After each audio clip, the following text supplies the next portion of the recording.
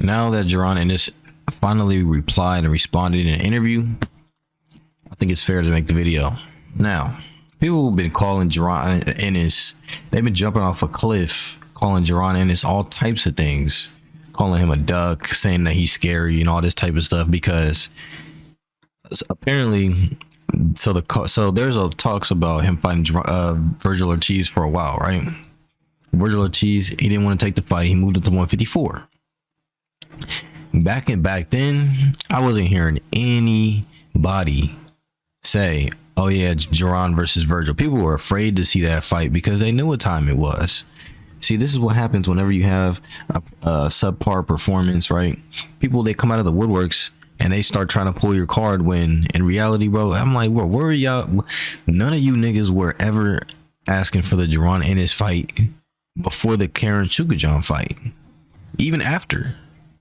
So, what is all this? You know what I mean? Where did all this animosity and all of a sudden that aha, I got you moment, where did all that come from? Out of nowhere, right?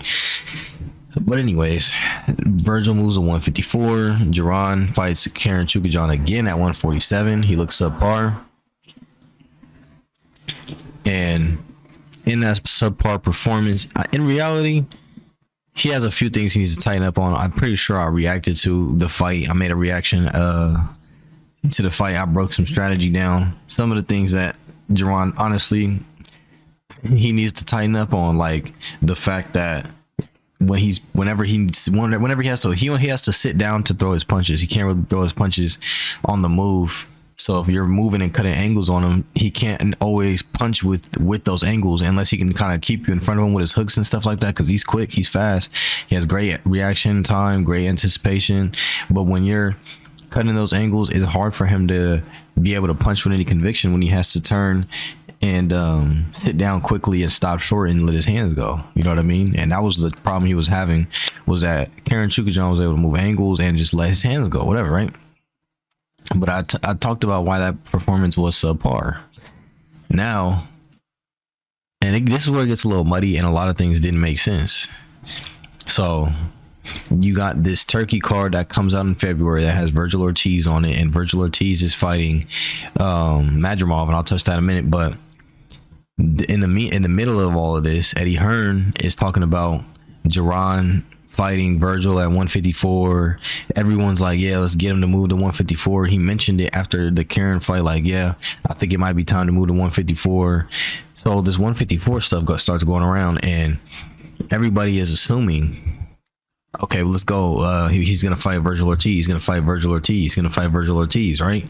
Meanwhile, while all of this is going on, there's all these talks about how the Virgil Ortiz fight is not gonna happen anymore, and Eddie Hearn is saying that he thought it was gonna be at Jaron thought it was gonna be at 147, but it was gonna be at 154. But the negotiations were at 147. Like, it was just so much nonsense going on that just none of it made sense, right? So then the card comes out.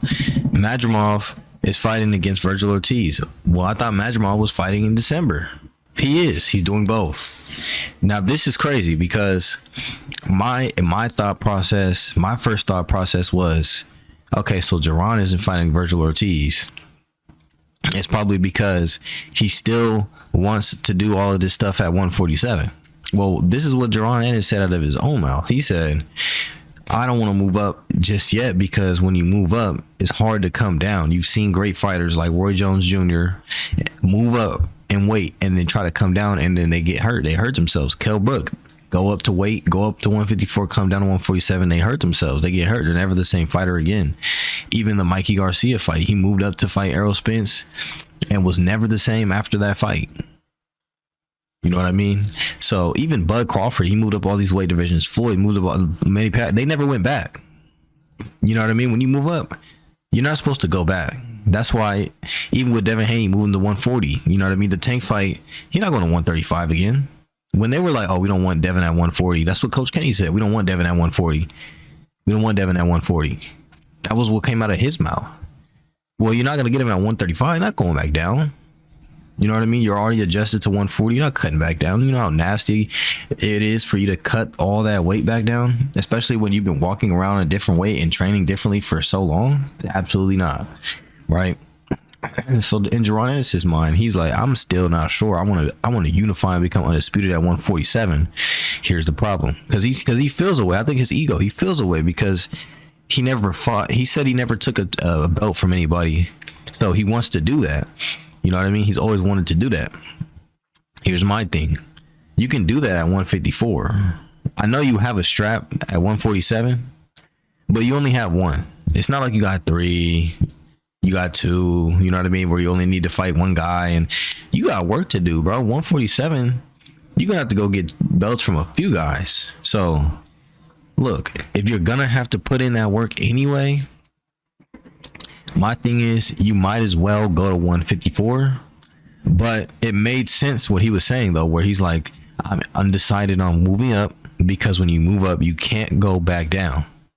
So he's like, I want to secure this undisputed at 147, because I think that he's thinking, I don't know how my body's going to feel at 154. I may not like it. But if I move up, it's coming back down is pretty much out of the question for me. Like, it's not an option. I'm not going to be moving up just to come back down. You know what I mean?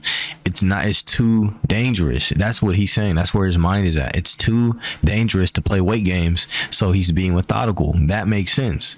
Now with Eddie Hearn trying to rush this fight, I think he was just trying to get that turkey bag. And he thought Jaron Ennis would be down off the dribble, but he didn't expect Jaron Ennis to be using his brain still. He thought Jaron Ennis was going to be like a lot of other people and just be like, oh yeah, jump at the money. But the money's going to be there.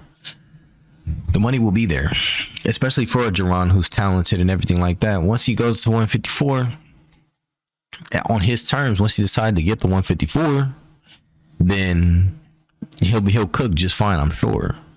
But at 147, if he continues to wait, the only problem with that game plan is the fact that no one wants to fight him at 147.